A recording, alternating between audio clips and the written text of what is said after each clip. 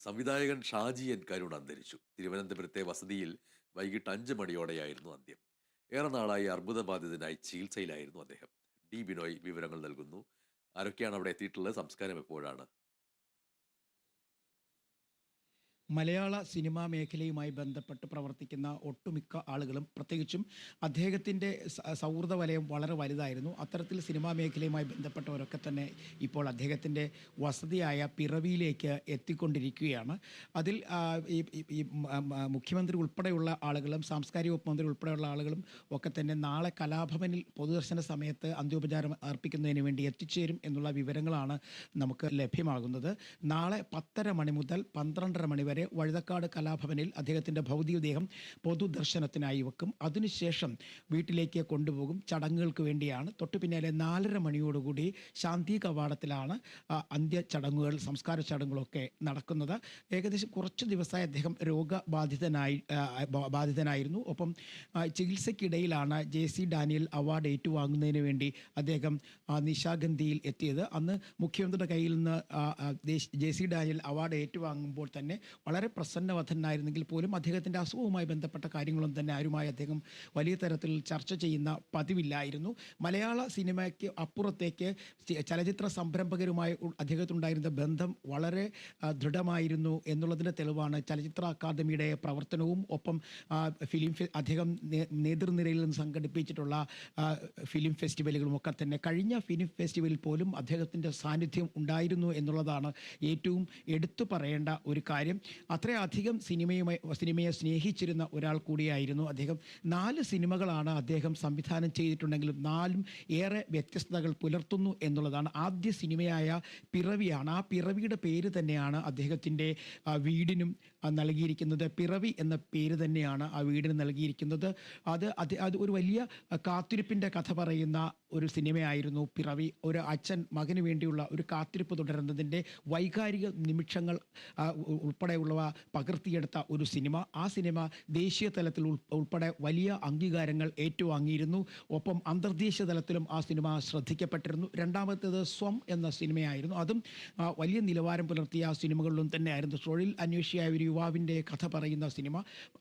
തൊട്ട് പിന്നാലെ കുട്ടിശ്രാങ്കും അതുപോലെ തന്നെ വാനപ്രസ്ഥവും ഒക്കെ തന്നെ മലയാളികളുടെ മനസ്സിൽ എന്നും തങ്ങി നിൽക്കുന്ന സിനിമകളായി മാറപ്പെട്ടിരുന്നു. മാത്രമല്ല, പ്രേംജി എന്ന് പറയുന്ന മനുഷ്യനെ ദേശീയ തലത്തിൽ പോലും അംഗീകാരം നേടിക്കൊടുക്കുവാൻ സ്വമ്മിന് കഴിഞ്ഞു എന്നുള്ളതും പിറവിക്ക് കഴിഞ്ഞു എന്നുള്ളതും ഒരു ശ്രദ്ധേയമായ കാര്യമാണ്. അദ്ദേഹം ജനിച്ചത് കൊല്ലത്താണെങ്കിലും വിദ്യാഭ്യാസപരമായ കാര്യങ്ങളുമായി ബന്ധപ്പെട്ട തിരുവനന്തപുരത്ത് എത്തിയിരുന്നു. അതിന് പിന്നാലെയാണ് ഫിലിം ഇൻസ്റ്റിറ്റ്യൂട്ടിൽ നിന്നും സിനിമാറ്റോഗ്രാഫിയിൽ ഡിപ്ലോമ നേടി. തൊട്ട് പിന്നാലെ അദ്ദേഹം മലയാള സിനിമാ രംഗത്തേക്ക് എത്തിയിരുന്നു.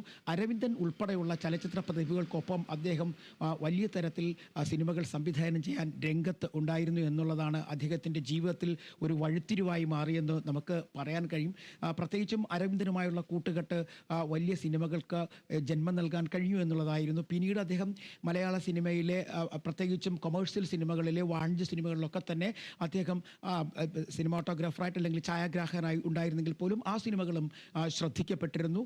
എന്നാൽ അവസാനം അദ്ദേഹത്തിൻ്റെതായ സിനിമകളിലേക്ക് ഒതുങ്ങപ്പെട്ടു എന്നുള്ളതായിരുന്നു. അദ്ദേഹം ഈ സമീപകാലത്തും അദ്ദേഹം പുതിയ സിനിമകളെക്കുറിച്ചൊക്കെ ചോദിച്ചപ്പോഴേക്കും ഒരു സിനിമയുണ്ടാകും, അതുമായി ബന്ധപ്പെട്ട ചർച്ചകൾ ചലച്ചിത്ര അക്കാദമിയുമായി നടത്തിവരികയാണ് എന്നുള്ളതായിരുന്നു അദ്ദേഹം പറഞ്ഞിരുന്നത്. എന്തായാലും ഒരു സിനിമ എന്നുള്ളൊരു സങ്കല്പം കൂടി, അവസാനത്തെ ഒരു സിനിമ കൂടി ഉണ്ടാകുമെന്നുള്ള ഒരു സങ്കല്പം കൂടി ബാക്കി വെച്ചിട്ടാണ് അദ്ദേഹം നമ്മെ വിട്ടുപിരിഞ്ഞിരിക്കുന്നതെന്ന് പറയാൻ കഴിയും. ഉദാരശിരോമണി റോഡിൽ, അതായത് വഴുതക്കാടുള്ള ഉദാരശിരോമണി റോഡിലാണ് അദ്ദേഹത്തിൻ്റെ ഭൗതികദേഹം ഇപ്പോൾ ഉള്ളത്. അവിടെ നിരവധി പേർ, പ്രത്യേകിച്ചും സിനിമാ രംഗത്തുള്ളവർക്ക് അപ്പുറത്തേക്ക് അദ്ദേഹത്തിന് തിരുവനന്തപുരത്ത് വലിയ തരത്തിലുള്ളൊരു സാംസ്കാരിക കൂട്ടായ്മ അദ്ദേഹത്തിൻ്റെ സൗഹൃദ വലയത്തിലുണ്ടായിരുന്നു. അത്തരത്തിലുള്ള ആളുകളൊക്കെ തന്നെ അവിടേക്ക് എത്തിക്കൊണ്ടിരിക്കുകയാണ്. ഇപ്പോഴും തിരക്കുണ്ട്.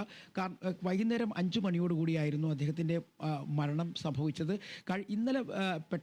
ഇന്നലെ മുതൽ അദ്ദേഹത്തിന് വലിയ തരത്തിലുള്ള ശാരീരിക പ്രശ്നങ്ങളുണ്ടായിരുന്നു. ഇന്ന് രാവിലെ ആരോഗ്യനില വഷളാവുകയായിരുന്നു. ആശുപത്രിയിൽ കൊണ്ടുപോയില്ല, വസതിയിൽ വെച്ച് തന്നെയായിരുന്നു അന്ത്യം. കാരണം മറ്റു മരുന്നുകൾ ഒന്നും നിലവിലെ സാഹചര്യത്തിൽ നൽകണ്ട എന്ന് ആശുപത്രിയിൽ നിന്നുള്ള അറിയിപ്പ് കിട്ടിയിരുന്നു.